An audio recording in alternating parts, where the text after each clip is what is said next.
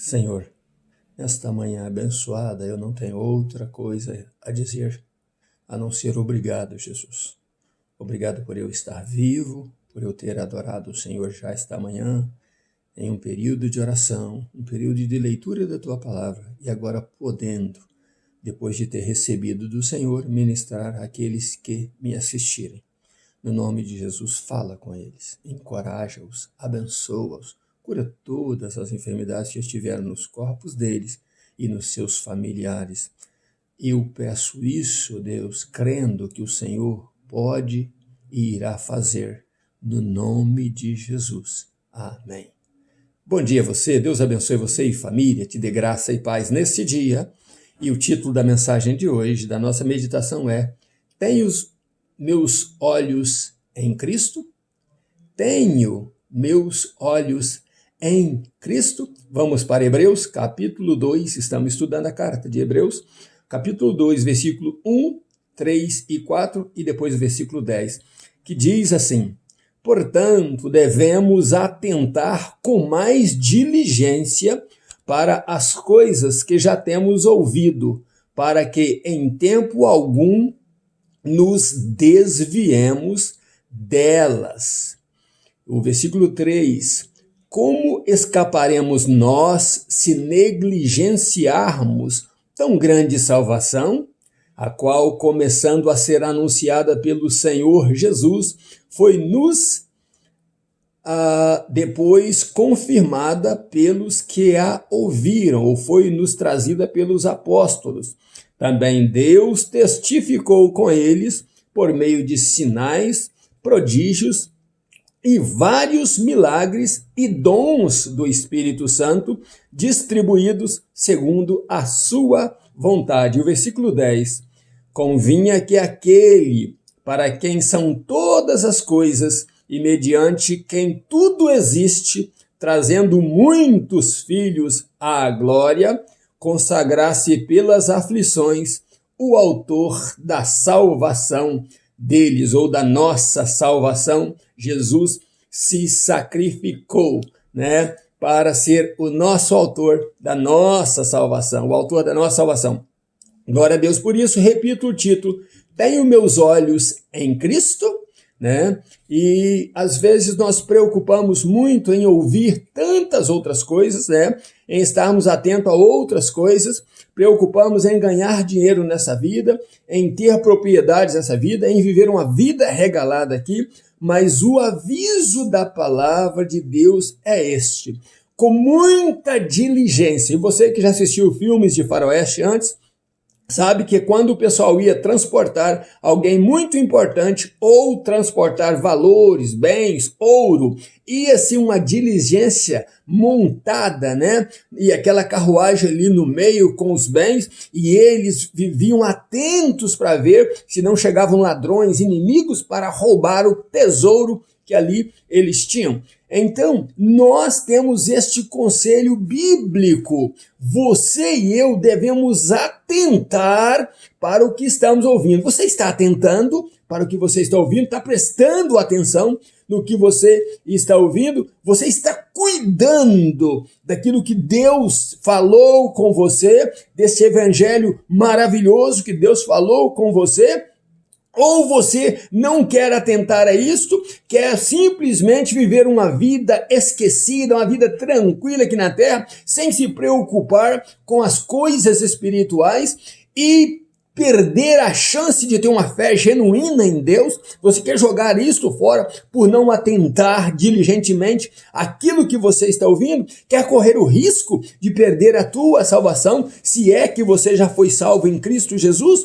Você pode perder a tua salvação, e está em Hebreus capítulo 2, se você não atentar diligentemente pelo que eu estou falando e pelo que a Bíblia diz a você. No passado, anjos falavam com pessoas, e muitas dessas pessoas não deram ouvido aos anjos, não preocuparam em ouvir aos anjos. O que aconteceu? Elas pereceram, por negligenciarem a voz dos anjos. Então, aquilo que os anjos diziam a ela: e você e eu, pensa que nós ficaremos livres, de sermos punidos se negligenciarmos a voz do Espírito Santo de Deus, a voz de Deus, né, a palavra de Deus. Não, nós não somos diferentes daquela raça antiga. Aqueles que negligenciaram antigamente e que pereceram, nós somos iguais. Por isso, o escritor aos Hebreus diz: diligentemente atente a isso, para não correr o risco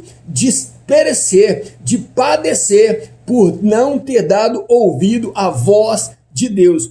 O evangelho da salvação que temos ouvido, que temos vivido, primeiro a pregar e a viver em prática o evangelho, foi Jesus Cristo. Ele pregou, depois ele ensinou os seus discípulos, e nós, diz o escritor dos Hebreus, recebemos dos discípulos as palavras de Jesus. Então, nós entendemos que originalmente veio de Cristo o evangelho. E nós precisamos atentar a isso, e depois passou para os apóstolos, que chegou até nós. E a Bíblia diz que Deus confirmava em prodígios, em sinais miraculosos, né, a sua presença com esses discípulos, com esses apóstolos.